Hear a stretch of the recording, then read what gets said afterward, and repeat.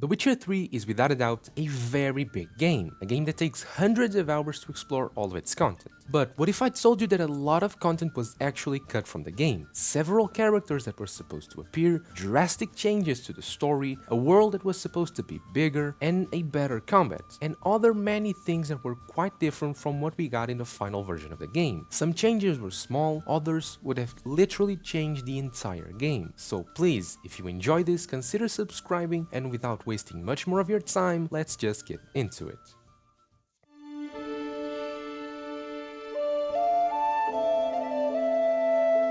Looking at some of those early gameplay demos and trailers of The Witcher 3 that were shown at various E3s, it's definitely clear that there were some really drastic differences. Right away, the game had noticeably different graphics, especially the lighting, which felt much more like The Witcher 2. For some people that was great, for others not so much, but it gave the game a more fantasy-like atmosphere. The NPC dialogue, which is something we spend a lot of time doing in The Witcher 3, was going to be a bit different too. There would have been background blur during conversations, and the NPCs would have had more detailed facial expressions, more realistic and much more emotional than what we have now. It's a shame they didn't make it into the final game, but it's understandable. But now, one change I'm kinda torn about is the menu. In the E3 version, it had a heavier aesthetic, very vibrant colors, more atmospheric, a bit bloodier, if I can say that, and Geralt in a phenomenal pose. I'm honestly split on which is better. The current version is cleaner, smoother, easier on the eyes, but the E3 one just looks cooler, maybe. It's fun to look at once in a while. It had way more info on the screen, felt denser, so maybe that's not a good thing. And some other details I really like from this version is Geralt's animations looked smoother, the way he jumped, the way he ran, and I really like how he meditated. He'd actually create a small campfire, a really interesting detail. I love how the game is now, but that version had something extra, a different and very cool vibe.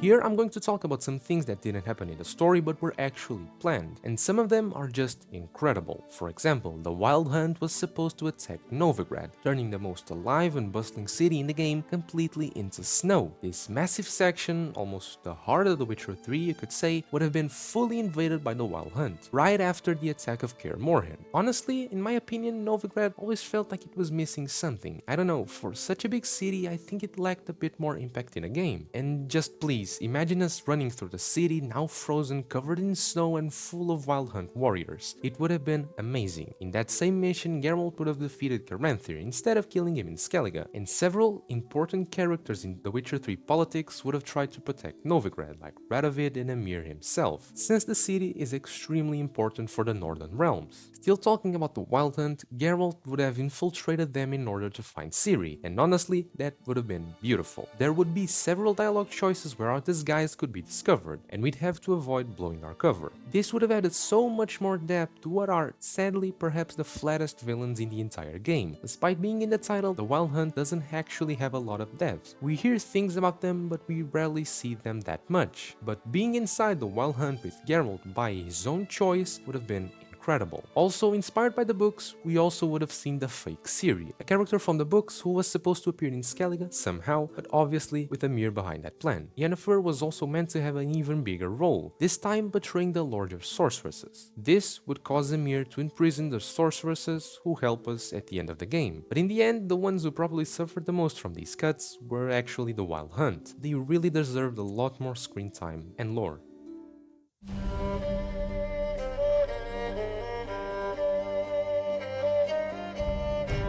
Even though the game already had a pretty packed bestiary, yes, a few monsters were still cut during development. For example, Belt, a subhuman toad-like creature that could control minds, and even mess with your controls during combat, and that would make the fight a real challenge. Rimpler, a mix between a cat and a rat, more active at night and known for suffocating people in their sleep. It never attacks directly and always tries to escape an encounter, which would have made for a really unique contract. Nidhogg, a type of draconid, something something mythological. Obviously not on the same power level as the one in God of War Ragnarok, but still a very cool idea. The quest would have involved Geralt being trapped on an island by Yennefer herself somehow, and to escape he'd have to face this monster, the Rat Wizard, a ghost or a monster surrounded by rats. Not much is known about it, but it may have inspired the Plague Maiden from Fight Isle, Manticore, a beast with the body of a lion, huge bat-like wings and a scorpion's tail. They already exist in the Witcher universe. Geralt even mentions having killed one in the past. It's a shame it didn't appear in The Witcher 3 itself, especially since we already have the Manticore armor in the game. And finally, the one I would have loved to see the most, the Wendigo, a creature deeply rooted in various cultures. They'd curse anyone who passed through their forest, and they were described as tall, thin, and incredibly powerful. Maybe they were cut because they'd be too similar to the Lashans by that description, but still, it's a shame there are no Wendigos in the game.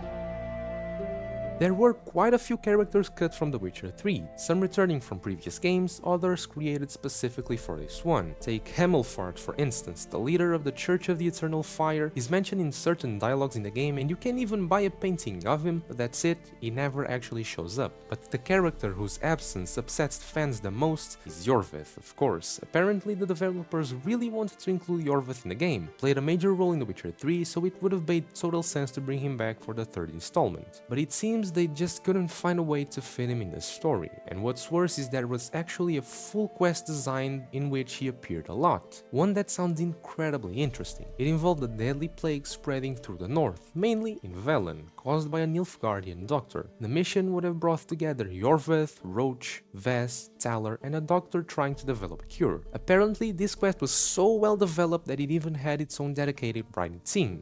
Fragments of this quest still exist scattered in other quests throughout the game, but without the main plague and most importantly without Yorvith. Another character cut from The Witcher 3 was Saskia from The Witcher 2. This was mostly because the developers didn't want to dive too deep into the political consequences from the second game, so instead we're left with just 2 Gwent cards as reminders of these 2 characters. And there were other characters whose screen time was drastically reduced, either due to lack of time or because it simply didn't make much narrative sense. Characters like Talar, Ceres, Philippa, and even Avalak ended up playing a much smaller roles than originally planned.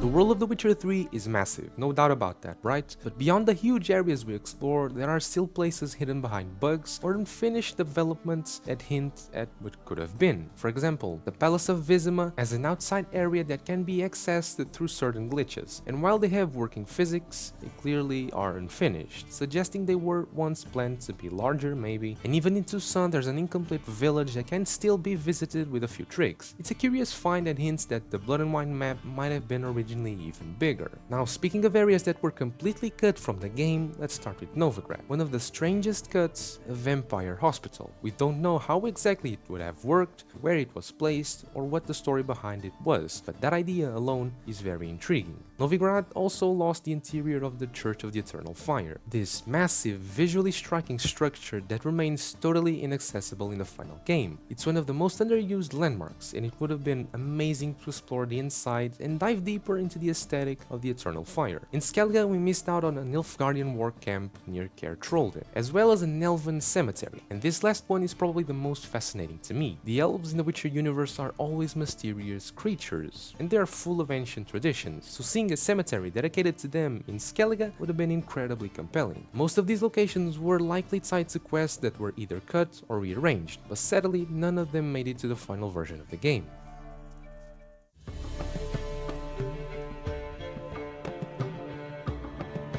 The gameplay in The Witcher 3 has always received a bit of criticism. Some say it's too simple, a little clunky, buggy at times, or even just boring or repetitive. But originally the combat was meant to be more complex. One of the biggest changes cut from the final version was the inclusion of vital points and weak spots on the enemies. Vital points were specific areas that, if hit precisely, could kill instantly an enemy. Not all enemies would have them, but of course, some definitely would. Weak spots on the other hand would help us weaken an enemy during a fight. point. For example, with a flying enemy like a griffin, naturally the weak point would be the wings, so if you hit them, they would be weaker. And if you wanted, for example, a drowner brain, you'd need to aim for its head so you can gather the brain. In the end, the combat was simplified, but I really think some of these features could return in a future Witcher game. Stealth mechanics were also considered at one point, and even Geralt dual wielding swords during combat. I wouldn't mind having the stealth in the game, but dual swords, that might have been a bit too much. Moving outside of combat, everyone knows about the horse races, but did you know that both races were almost implemented too? Not sure how exciting they would have been, but like the horse races, they could have been quick and optional side activities, though maybe a little duller. One feature that I think was genius though was the concept of other Witchers competing for the same contracts. Sometimes a rival or maybe even an ally would pick up the same job and it could turn into a competition to see who finishes first, or you could choose to work together and split the reward. There was even going to be a reputation system, somewhat like the honor system in Red Dead Redemption 2. Many of these ideas, along with restored quests, dialogues and more, have actually been brought back into the game through the Brothers in Arms mod, one of the most famous Witcher 3 mods out there.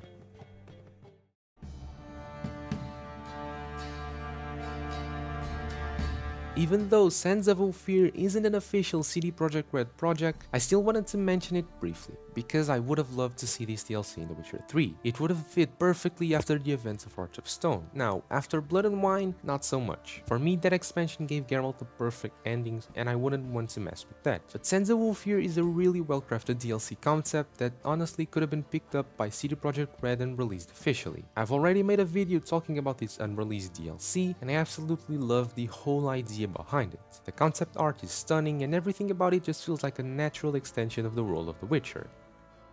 In the end, even without all this good content, The Witcher 3 is still a very beloved game. I do think some of these things could have been really cool, like all those missing monsters or even the rival Witcher contracts. But like I said, some elements could have been different, maybe even better, but at the end of the day, it's kind of an opinion point. If you'd like to see cut content from other games, let me know down in the comments, and personally, I'd love to cover The Last of Us cut content next. But if you enjoyed the video, don't forget to subscribe, and as always, thank you so much for watching.